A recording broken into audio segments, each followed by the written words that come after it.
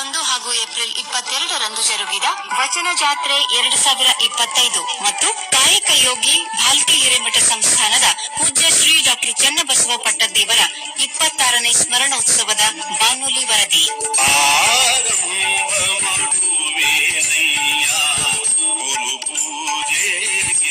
ಈ ಬಾನುಲಿ ವರದಿಯ ಪ್ರಾಯೋಜಕರು ಶ್ರೀ ಚನ್ನಬಸವೇಶ್ವರ ಗುರುಕುಲ ವಸತಿ ವಿಜ್ಞಾನ ಪದವಿ ಪೂರ್ವ ಮಹಾವಿದ್ಯಾಲಯ, ಕರಡ್ಯಾಳ್, ತಾಲೂಕಾ ಭಾಲ್ಕಿ, ಬೀದರ್ ಜಿಲ್ಲೆ.